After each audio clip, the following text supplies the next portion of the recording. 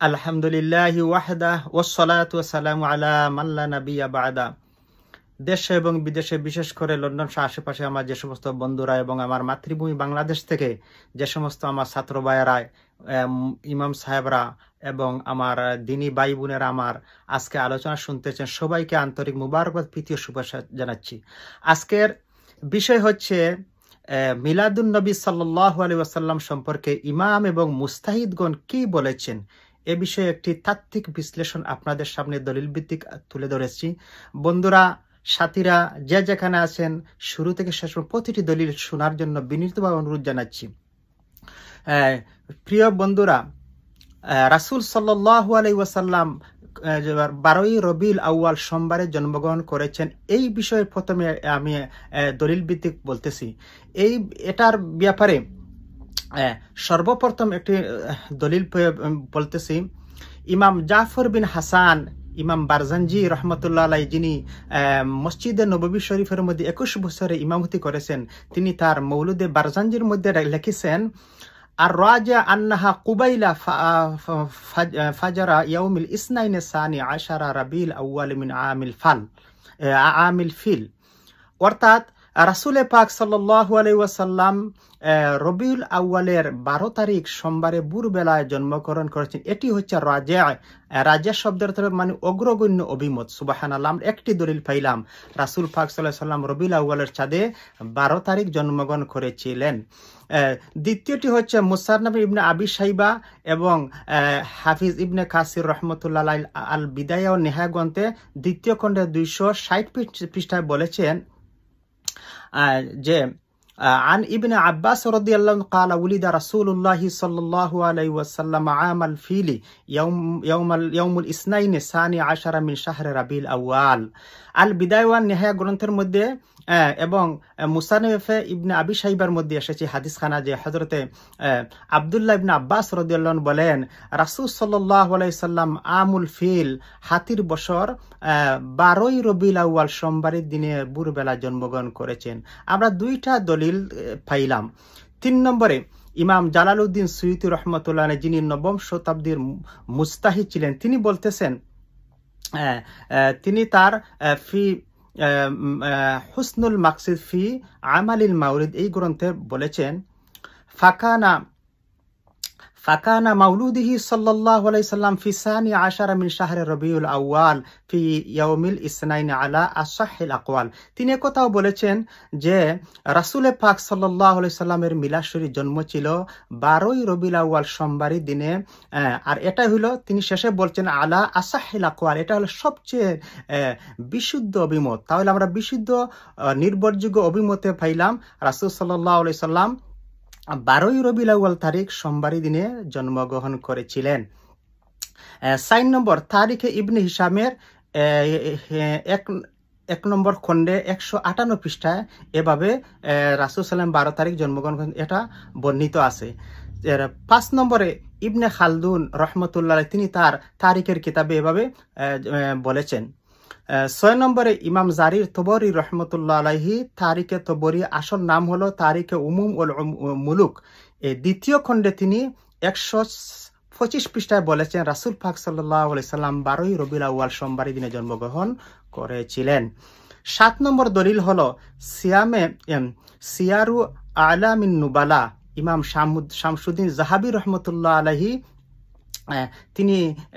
তিনি এই তার তারিখে তিনি এই কিতাবের মধ্যে বলেছেন, প্রথম খণ্ডে রাসূল সাল্লাল্লাহু আলাইহি সাল্লাম 12ই রবিউল আউয়াল সোমবারের দিন ভোরবেলা জন্মগ্রহণ করেছেন। তাহলে আমরা 7টি কিতাবে পাইলাম যে রাসূল সাল্লাল্লাহু আলাইহি সাল্লাম জন্ম ছিল 12ই রবিউল আউয়াল সোমবারের দিন ভোরবেলা। এতে কোনো সন্দেহ নেই বন্ধুরা। যদি কোনো সালাফি, কোনো লামাযহাবী বায়ারা বলে রাসূল সাল্লাল্লাহু আলাইহি সাল্লামের জন্ম বিবরণ কোনো বিশুদ্ধ কোনো কৌল নাই, তাদের সাথে এই 7টি কিতাব আপনারা মনে রাখবেন। একটি কিতাব যদি তারা ঠান্দি বার করে পড়ে, তাহলে তারা এই বিষয়ে সমাধান তারা নিজেরাই পাইবে ইনশাল্লাহ আপনাদের সামনে। এই জন্য আমি 7টি কিতাবের নাম উল্লেখ করলাম। এবার আলোচনা করব বন্ধুরা যে মুস্তাহিদগণ মিলাদুন নবীর ব্যাপারে কি বলেছিলেন। 1 নম্বরে দলিল দিচ্ছি, ইমাম জাফর বিন হাসান মসজিদে নববীর 21 বছরের ইমাম ছিলেন। তিনি তার মৌলুদে বারজানজির মধ্যে লিখেছেন যে আল ইহতিফালু মাউলুদিহি সাল্লাল্লাহু আলাইহি ওয়াসাল্লাম মুস্তাহাব্বুন। তিনি বলেছেন যে মিলাদ শরীফের আয়োজন করা এটা হলো মুস্তাহাব। সুবহানাল্লাহ। 2 নম্বর আরেকটি দলিল বন্ধুরা, মক্কা শরীফের মুফতি ছিলেন ইমাম শায়েখ মুহাম্মদ আলী মালিকি রহমতুল্লাহ। তিনি বলেছেন এভাবে, আন্নাল ইহতিফালা বি মাউলুদিহি সাল্লাল্লাহু আলাইহি ওয়াসাল্লাম মুস্তাহাবুন। তিনিও বলেছেন যে মুস্তাহাব, মিলাদ শরীফের আয়োজন করা এটা মুস্তাহাব, ভালো কাজ। সুবহানাল্লাহ। 3 নম্বর, ইমাম ইবনে হাজার আসকালানি রহমতুল্লাহ আলাইহি, যিনি মুস্তাহিদ ছিলেন, ইমাম ইবনে হাজার আসকালানি রহমতুল্লাহ আলাইহি, তিনিও এইভাবে মিলাদ শরীফের ব্যাপারে বলেছেন যে একথা বলেছেন, ওয়াকাদ ইস্তাখরাজা ইমাম হাফেজ আবুল ফদল আহমদ ইবনে হাজার আসলান মিনাস সুন্নাহ। তিনি বলেছেন যে মিলাদ শরীফ সুন্নাহ থেকে এটা সাব্যস্ত। সুবহানাল্লাহ। ইমাম জালালুদ্দিন সুয়ুতিও তিনি এই কথা বলতেছেন, আল হাউলিল ফাতোয়া প্রথম খণ্ডে 183 নম্বর পৃষ্ঠায়, ওয়াস্তাখরাজতু লাহু আসলান সানিয়ান। এর অর্থ হল আমিও মিলাদ শরীফকে সুন্নাহ থেকে যে সাব্যস্ত আছে সেটা আমিও প্রমাণ করেছি। তাহলে 2 জন মুস্তাহিদের কথা আমরা বন্ধুরা পাইলাম। এবার আসুন 4 নম্বর, ইমাম জালালুদ্দিন সুয়ুতি রহমতুল্লাহ আলাইহি। ইমাম জালালুদ্দিন সুয়ুতি রহমতুল্লাহ আলাইহি মুস্তাহিদ, তিনি কি বলতেছেন মিলাদ শরীফের ব্যাপারে? তিনি বলতেছেন সিদ্ধান্ত এই যে আন্নাহু ইয়ামবাগি আন ইয়াহুসা হাযা শাহর বিজিয়ারাতিল ফি'লিল বাররি ওয়াল কাসরাতিল খায়রাত ওয়াস সাদাকাত ওয়া গায়রি যালিকা মিন উজুহিল কুরবাত হাযা হুয়া আমালুল মাউলুদি আল্লাযী ইস্তিহসানুহু। সুবহানাল্লাহ। তিনি সিদ্ধান্ত দিয়েছেন আল হাউলিল ফাতোয়া প্রথম খণ্ডের 187 নম্বর পৃষ্ঠায় তিনি সিদ্ধান্ত দিয়েছেন যে আমাদের উচিত হলো 12 রবিউল মাস আউয়াল যখন আসবে তখন বেশি বেশি করে ভালো কাজ করা, নেকির কাজ করা, সদকা দেওয়া। এই মাসে রবিউল আউয়াল মাসে বেশি বেশি করে সদকা করে দেওয়া এবং আরো যত নেক কাজ করা যায় এগুলা বৃদ্ধি করা। তিনি বলেছেন ওয়াহাযা হুয়া আমালুল মাউলুদি আল্লাযী ইস্তিহসানুহু। আর এই যে মৌলুদ শরীফের যেগুলা করা হয় এটা হলো এই মাসে ইস্তেহসান, এটা হলো মুস্তাহাব, এটা ভালো কাজ। তিনি সিদ্ধান্ত দিয়েছেন। তিনি বলেছেন এই মাসে বেশি বেশি করে কোরআন তিলাওয়াত করা, মানুষকে খাওয়ার সিন্নি সালাওয়াত করা, এই সবগুলা খায়রুন ওয়া বাররুন ওয়া কুরবাতুন। 3টি শব্দ বলেছেন যে এগুলা খায়রুন ভালো ও বাররুন নেকির কাজ। এরপরে বলেছেন ও কুরবাতুন এটা আল্লাহর নিকটত্ব লাভ করা যায়। এই সমস্ত কাজ করে আল্লাহর নৈকট্য লাভ। বন্ধুগণ, 6 নম্বরে ইমাম হাফেজ শামসুদ্দিন ইবনে জাজুরি রহমতুল্লাহ আলাইহি তিনি কি সিদ্ধান্ত দিয়েছেন আমরা জেনে আসি। দলিল হচ্ছে আল হাউলিল ফাতোয়া, ইমাম জালালউদ্দিন সুয়ুতি রহমতুল্লাহ লিখা প্রথম খণ্ডে 188 নম্বর পৃষ্ঠায় এভাবে তিনি এই দলিলগুলা পেশ করেছেন।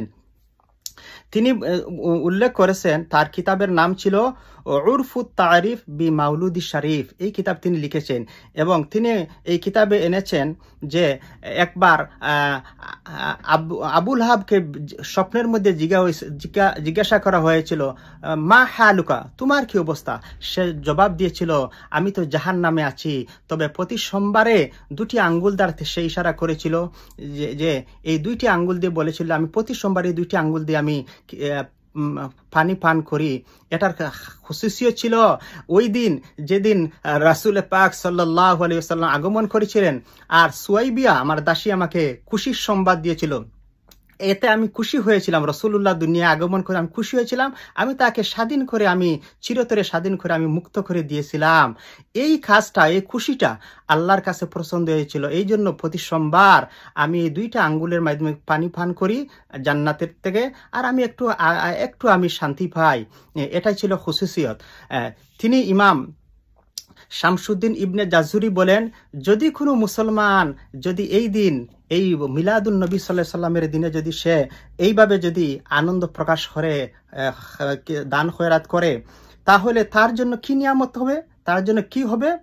তিনি বলেন, ইন্নামা ইয়াকুনু জাযাউহু মিনাল্লাহিল কারীম আন ইয়াদখুলাহু বিফাদলি জান্নাতুন নাঈম, জান্নাতুন নাঈম। তিনি বলেন, যদি মিলাদুন নবীর মাসে, মিলাদুন মহফিলে যদি কেউ এভাবে আনন্দ প্রকাশ করে, খাবারের আয়োজন করে, ভালো কাজ করে, তাহলে আল্লাহ তাকে জান্নাতে নাঈম, আরো বড় নিয়ামত তাকে দান করবেন। সুবহানাল্লাহ, সুবহানাল্লাহ। এবার আসুন বন্ধুরা আমার, 7 নম্বরে দলিল ইমাম হাফেজ শামসুদ্দিন বিন নাসির দামেশকি রহমতুল্লাহ, উনি ইমাম সাহেব, তিনিও সেই কথা বলেছেন যে যদি আবু লাহাবের এই অবস্থা হয়, মুক্তি পায়, প্রতি সোমবার আরাম পায়, তাহলে একজন মুসলমান যদি মিলাদুন নবী পালন করে, খুশি প্রকাশ করে, তাহলে তার জন্য এভাবে আরো বড় নিয়ামত আল্লাহ পাক দান করবেন। এবার আসুন বন্ধুরা 8 নম্বরে ইমাম হাফেজ ইবনে কাসির রহমতুল্লাহ আলাইহি, যিনি একজন বিখ্যাত আলেম ছিলেন, তিনি কি করেছিলেন মিলাদুন নবীর ব্যাপারে? قال ابن كثير في تاريخه كان يعمل مولد الشريف في ربيع الأول ويحتفل به احتفالا هائنا وكان شهما شجاعا بطلا عاقلا عالما عادلا رحمه الله وأكرم مثواه। জালালউদ্দিন সুয়ুতী রহমতুল্লাহ আলাইহি কিতাবে তুলে ধরেছেন যে হাফিজ ইবনে কাসির রহমতুল্লাহ দামেশকি, তিনি তার কিতাবে লিখেছেন যে তিনি রাসূল পাক সাল্লাল্লাহু আলাইহি সাল্লামের শানে রবিউল আউয়াল মাসে মিলাদুন নবীর মাহফিল উদযাপন করে পালন করেছিলেন। সুবহানাল্লাহ, সুবহানাল্লাহ। আল্লাহ পাক তার কবরকে জান্নাতের আলা দরজা বানাইয়া দেও, বলুন আমিন। বন্ধুরা আমার, এটা একটা খুশির সংবাদ বন্ধুরা। এইবার আসুন রাসূল সাল্লাল্লাহু আলাইহি ওয়াসাল্লামের আগমন উপলক্ষে প্রতি মাসে মোট 9টি মাস রাসূল সাল্লাল্লাহু আলাইহি ওয়াসাল্লাম মায়ের পবিত্র রেহেমে ছিলেন। এই গর্ভ অবস্থায় 9টি মাসে 9 জন নবী আসিয়া মা আমেনাকে সুসংবাদ দিয়েছিলেন। প্রথম মাসে, গর্ভের প্রথম মাসে, পবিত্র রেহেমের প্রথম মাসে হযরতে আদম আলাইহিস সালামের স্বপ্নে মা আমিনার সাথে দেখা করে বলেছিলেন। দ্বিতীয় মাসে, গর্ভের দ্বিতীয় মাসে হযরতে ইদ্রিস আলাইহিস সালাম এসেছিলেন। তৃতীয় মাসে হযরতে নূহ আলাইহিস সালাম এসেছিলেন। চতুর্থ মাসে হযরতে ইব্রাহিম আলাইহিস সালাম এসেছিলেন। পঞ্চম মাসে হযরতে মূসা আলাইহিস সালাম এসেছিলেন। ষষ্ঠ মাসে হযরতে দাউদ আলাইহিস সালাম এসেছিলেন। সপ্তম মাসে হযরতে সুলাইমান আলাইহিস সালাম এসেছিলেন। তারপরে অষ্টম মাসে হযরতে ঈসা আলাইহিস সালাম এসেছিলেন। এভাবে মোট 9 জন নবী 9টি মাসে মা আমিনার কাছে এসে স্বপ্নের যুগে একটি সুসংবাদ দিতেছিলেন। এই মাসটা ছিল রবিউল আউয়াল, সুসংবাদের মাস। সবাই একথা আরবি ভাষায় বলে গেছেন, হে মা, তারা বলতে চেয়েছিলেন, হাল শাআরতে আন্নাকে হামালাত, আপনি কি জানেন, হে মা আমিনা, আপনি যে গর্ভবতী হয়েছে আপনি কি জানেন? স্বপ্নে বলতেছেন।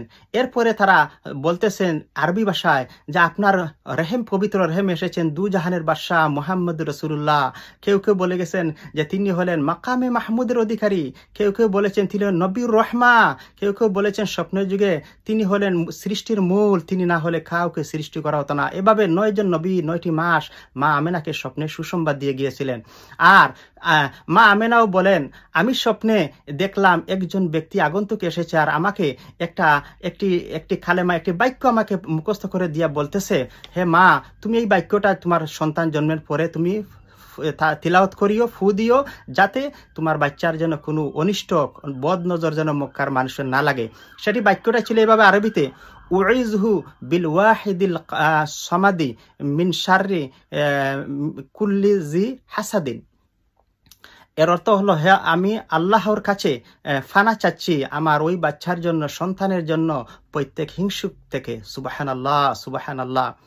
বন্ধুরা আমার, এই 9 জন নবী মা আমেনাকে স্বপ্নের যুগে প্রতিটি 9টি মাসে গর্ভ অবস্থায় সুসংবাদ দিয়েছিলেন। আর একথাও বলে গিয়েছিলেন নবীরা মা আমেনাকে এই সুসংবাদ দিয়ে গিয়েছিলেন, ইয়া আমেনাতু ইজা ইজা ওয়াদাহাতি শামসাল ফালাহ সাম্মাইহি মুহাম্মাদান, সাম্মাইহি মুহাম্মাদান, স্বপ্নে এই কথা বলতেছেন, ও মা আমেনা, আপনি যখন এই সন্তানকে ভূমিষ্ঠ হবে তখন আপনি এই নাম রাখবেন মুহাম্মদ, সাম্মাইহি মুহাম্মাদান, মুহাম্মদ মুহাম্মদ এই নামটি রাখবেন। সুবহানাল্লাহ, সুবহানাল্লাহ।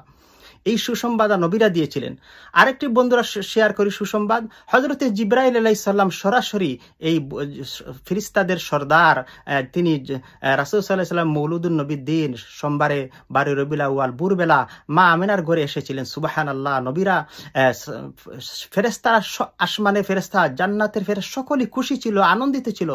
স্বয়ং ফেরেশতাদের জিবরাইল আলাইহিস সালাম জমিনে এসে তিনি রাসূল সাল্লাল্লাহু আলাইহি সাল্লাম রে কুলে নিয়েছিলেন। ফাহামালাহু বিয়াদাইহি ওয়া ইউকাব্বিলু বাইনা আইনাইহি ওয়া ক্বালা লাহু আনতা হামিম, আনতা ইয়াসিন, আনতা তাহা। এর অর্থ হচ্ছে জিবরাইল আলাইহিস সালাম রাসূল পাক সাল্লাল্লাহু আলাইহি সাল্লাম রে কিছু সময়ের জন্য খুলে নিয়েছিলেন। এই সময় ঘরের কেউই রাসূল সাল্লামকে পান নাই ভোরবেলা। সুবহানাল্লাহ। এরপর রাসূল সাল্লাল্লাহু আলাইহি সাল্লামের কপালে হযরতে জিবরাইল চুমু দিয়েছিলেন। সুবহানাল্লাহ, সুবহানাল্লাহ। তারপরে বলেছিলেন, আপনি হলেন ইয়াসিন, আপনি হামিম, আপনি হলেন দুই জাহানের বাদশা, আপনি হলেন রহমতের নবী। এই সুসংবাদগুলা জিবরাইল সাল্লাম বলেছিলেন। সুবহানাল্লাহ, সুবহানাল্লাহ। বন্ধুরা, আজকে কিছুটা অংশ আপনাদের সামনে শুধু দলিল ভিত্তিক তুলে ধরলাম। ইনশাআল্লাহ আলেম ভাইরা, তলবুল ইলম ভাইরা, আপনারা এগুলা আরো যত স্টাডি করবেন ইনশাআল্লাহ রাসূল সাল্লাল্লাহু আলাইহি সাল্লামের সানাসিহত আপনারা আরো পাবেন। এবং যদি কোনো দলিল এ বিষয়ে লাগে আপনারা আমার সাথে মেসেঞ্জারে, হোয়াটসঅ্যাপে যোগাযোগ করবেন। ইনশাআল্লাহ আমি আপনাদেরকে দলিলগুলো দিয়া দিব ইনশাআল্লাহ। ভালো থাকেন। আসসালামু আলাইকুম।